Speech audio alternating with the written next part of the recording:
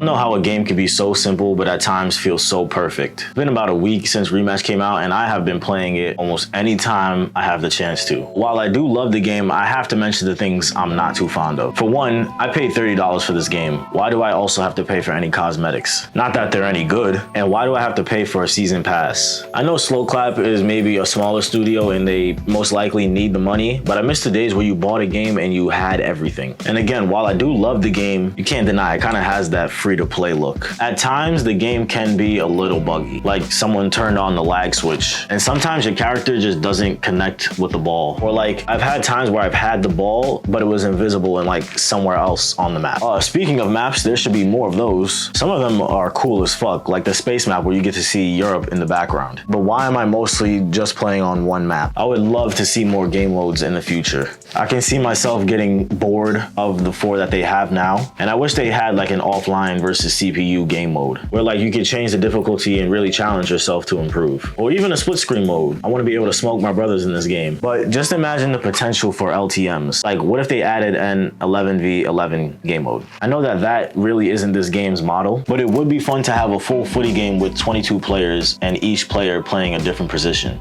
Or maybe they could add like a my team thing, where like you and your friends make a team and participate in tournaments or just roll together.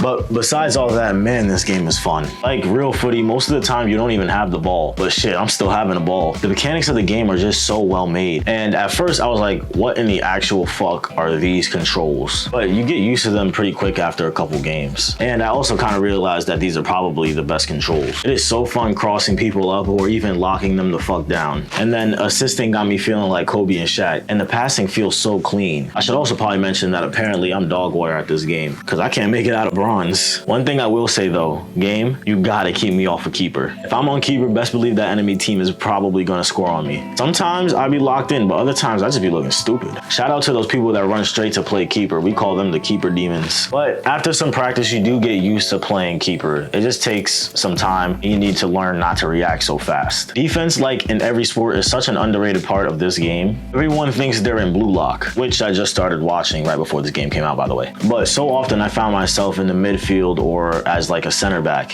And guys, can we stop with the rainbow flicks? Y'all just be using them for absolutely no reason. And then playing the long ball, oh my goodness, that does not always work. There'll be a guy wide open right around the midfield, but the keeper will pass to the guy with 2 dudes on him closer to the goal. How about we take a second, breathe, let's work the ball up from like the defensive third. The customizations are pretty cool too. I got my son Enrique, Courtney, and my main shooter Alfonso. And I do want to say the way this game works you up to ranked is pretty cool. So I started off with, I think how the game wants you to start off, 3v3, then 4v4, then 5v5. Each of those game modes sort of teach you how the game works, even if it's not a direct tutorial. 3v3 is very like practice, sort of like get used to the ball, passing, get used to the teammates.